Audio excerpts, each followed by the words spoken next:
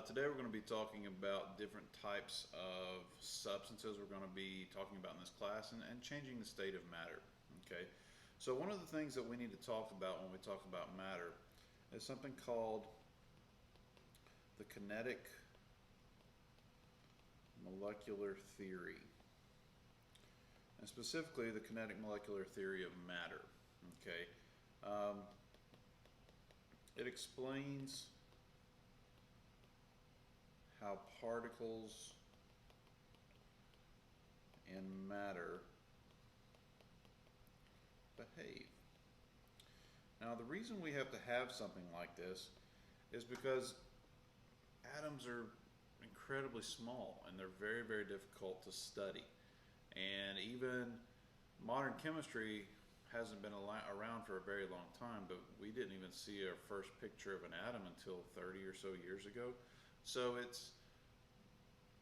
we have to make some assumptions based off of what we have been able to study with scientific backing.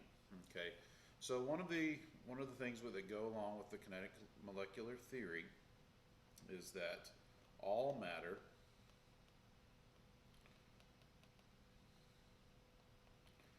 is composed of small particles, which we call atoms. The second thing is that particles are in constant motion. Another thing is that particles collide with each other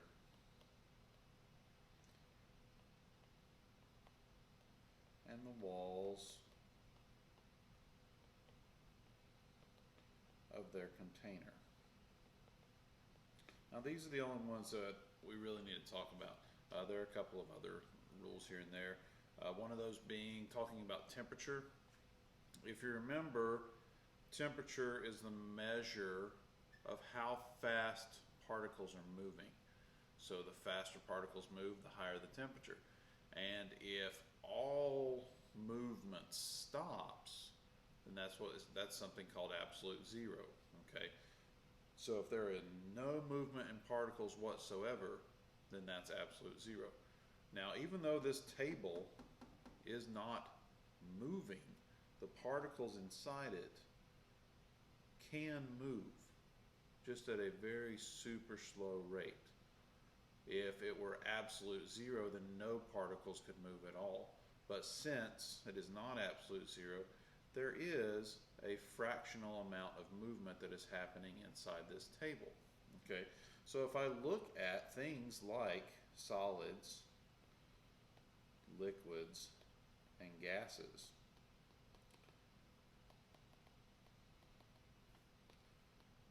okay, a solid object, it holds its shape and it has a fixed volume. Okay, while its particles are locked together, there still is the most fractional amount of movement that is possible. Okay, a liquid has a fixed volume, but its shape is the shape of the container. Okay, gases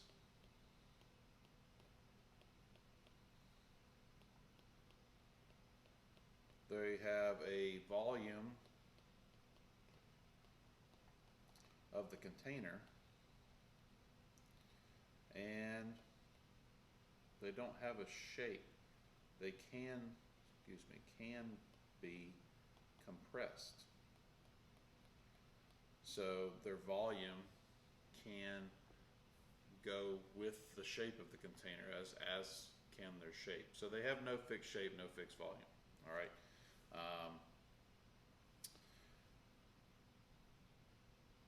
it's important to understand that solids, they're locked together, but there is fractional movement. A liquid has movement, more movement along with the particles. They can rub against each other and they are free, more free to move. Whereas gases have so much energy they've broken apart and they can move in any direction they want to. Okay. The other thing I like to talk about with matter are types of matter that we can find. And generally we can split matter up into two main types of mixtures and non-mixtures. Now, a mixture is just what it sounds like when you mix two things together, okay? So I can have two types of mixtures. I can have a homogeneous mixture and a heterogeneous mixture, okay? For a homogeneous mixture, if you ever looked at milk, when you buy a gallon of milk, it's called homogenized milk. That means it is the same throughout. It's white throughout the entire milk. If you don't homogenize the milk, then milk separates into layers, and that's how you can get things like butter and cottage cheese and stuff like that, is when the milk separates into layers. So homogeneous means the same throughout. Heterogeneous would mean different throughout.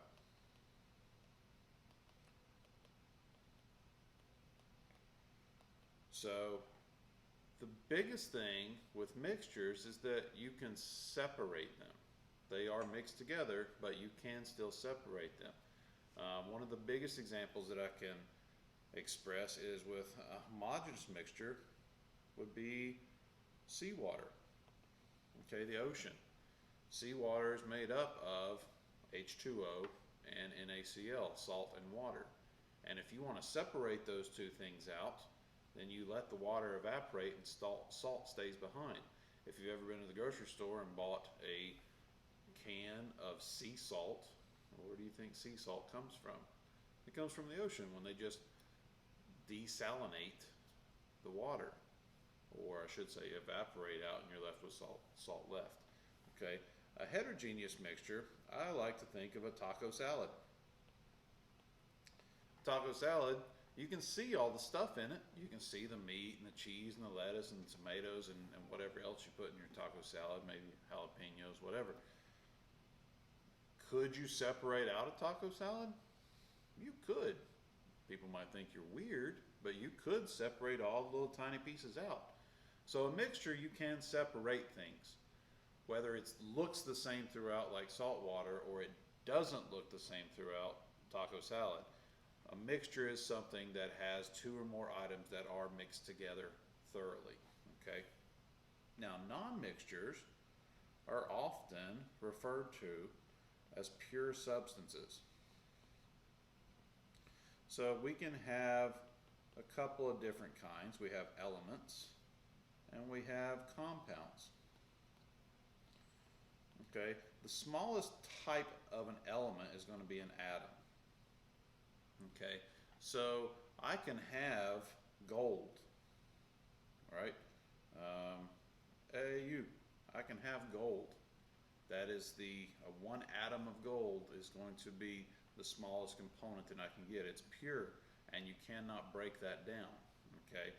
A compound cannot be broken down without chemical process. So a pure substance might be something, or a molecule. Compounds are made up of bunches of molecules. So a molecule of water would be a pure substance. Water is pure, okay? Now, through a process called electrolysis, you can break the hydrogen and oxygen apart, but that takes a chemical process to do that. You can't just go up and separate water with your hands. That would be magical if you could, but you cannot do that. So understanding the differences of the types of matters, mixtures, non-mixtures, homogeneous, heterogeneous, elements, compounds, understanding those different types are one of the things that that we're going to be discussing more of in this unit. Okay. Now, changing matter. The first kind, we're going to talk about a physical change. Okay, and hopefully you've talked about this in the past. A physical change is a change in matter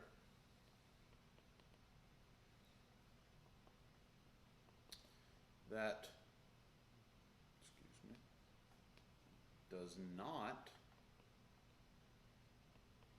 alter the identity.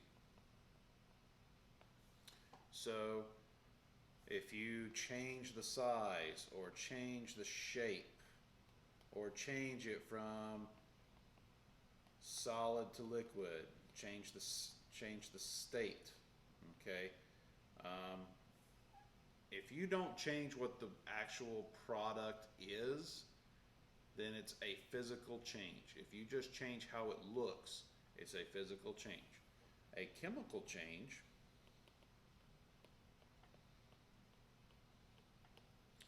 is a change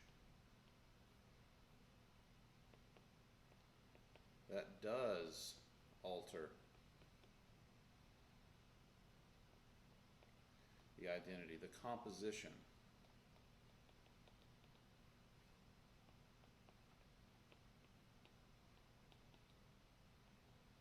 Okay, so it could be rusting.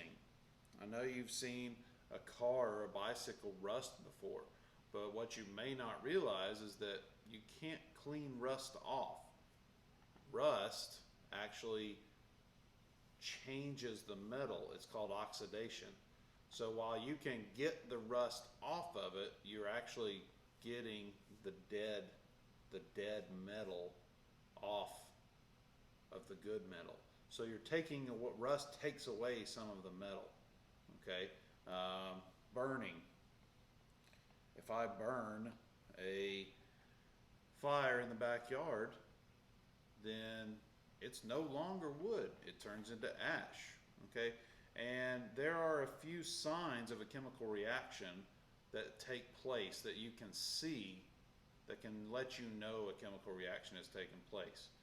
Okay, so you can have smoke, you can have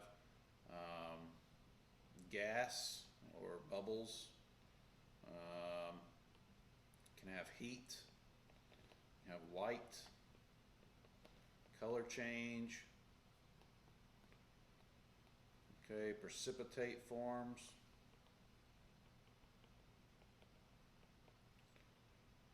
okay. These are major examples of being able to recognize a chemical reaction has occurred. Okay. A couple of other things to consider are extensive properties with matter.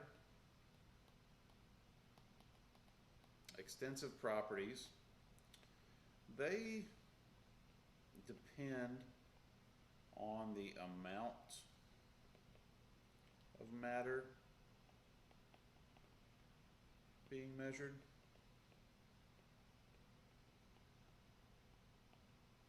So if I'm measuring the mass of gold or the volume of gold, how much is there matters.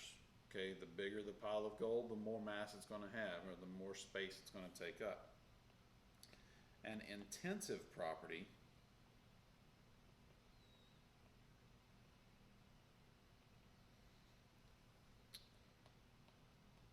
does not depend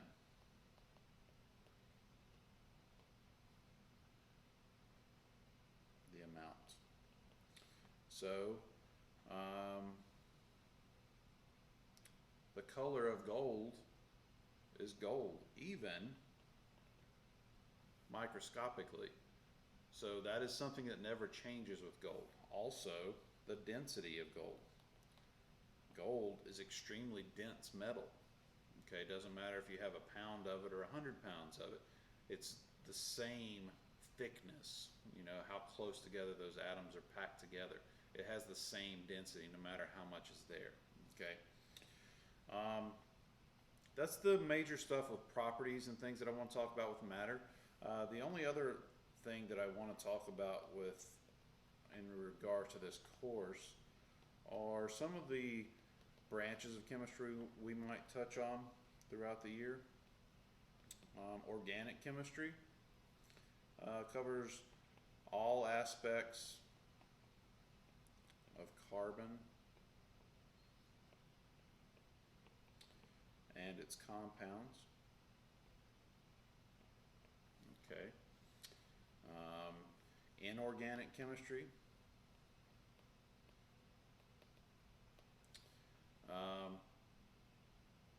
non-carbon compounds.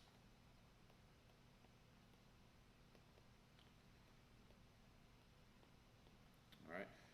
All of the properties and applications of non-carbon compounds. Okay. Physical chemistry.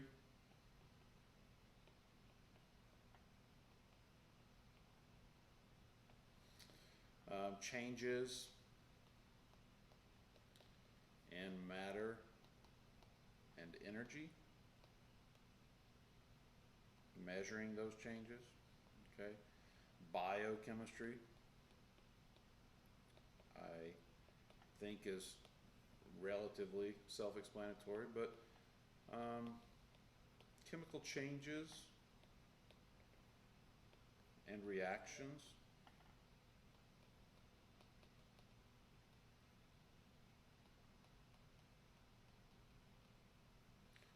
Occurring in living systems.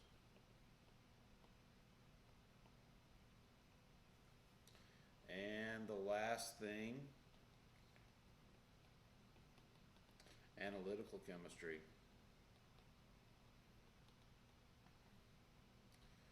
And this is the study and identification